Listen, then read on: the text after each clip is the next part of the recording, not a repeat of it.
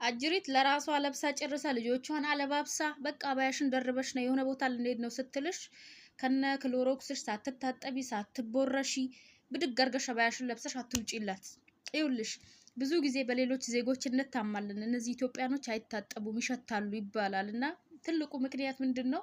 ልጆቹም አሁን ብዙ ጊዜ የሚናገሩት ሳትነግረን ነው በቃ ብድግ በሉ ምናምን ምትለን ሳንዘጋጅ ስራችን ገና ሳንጨርስ ምናምን ነው የሚሉትና ሀበሾች እኛ እናስፎግራለን። አሁን ፊታችን እያንዳንዷን ነገር ያስነብባል። በውስጣችን ብልጥ አይደለንም ታውቃላችሁ።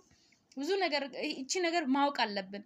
ፊታችን አያስመስልም። የሆነ ነገር ቀጥታ ወይ እንናገራቸዋለን ምናምን አይ አንፈራም፣ ልባችን ደንዳና ነውና ፊታችሁ ሳያስፎግር እሺ ባለዋትና ለምን አንድ ደቂቃ ቀርቷት አይሆንም መናገር ሲገባት ስራሽን ተይና ታጠቢ ተዘጋጂ ማለት ሲገባት ዝም ብላ ለራሷ ለብሳ ጨርሳ ካለችሽ እሺ በያትና አንቺ ሻወርሽን ሰጂ ጥርስሽን ቦርሽና ውጪ።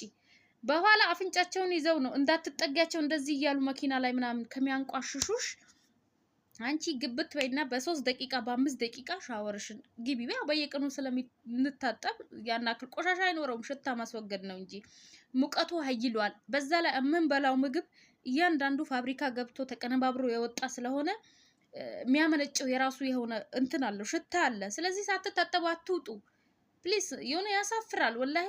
አሁን እኛ ስንሰበሰብ በቃ በጣም እንደ ሀገራችን ነው የምናስበው። አየሩ አንድ አይደለም። አንደኛ ደረጃ ኢትዮጵያ አየሩ ንፋሱ የሆነ ራስን እንትን ይላል፣ ሪፍሬሽ ያደርገናል። እዚህ ግን የታመቀ ነው ምናምን እና ፕሊስ እንደዚህ አድርጉ፣ አትፍሯት። ፊታችሁ ሳያስነቃሽ በሏት። ለምን ምናምን አረፈድሽብኝ ካለችሽ መጀመሪያ ንገሪኝ፣ ቀደም ብለሽ 20 ደቂቃ 30 ደቂቃ ልንሄድ ነው ተዘጋጂ በይኝ በሏት።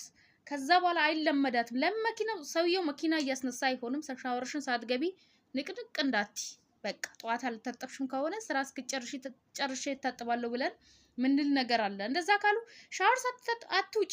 የምሬን ነው እንዴ! የሰው መሳቂያ ነው የምትሆኙና ሼር ኮፒ ሊንክ አድርጉ፣ ፎሎ አድርጉ።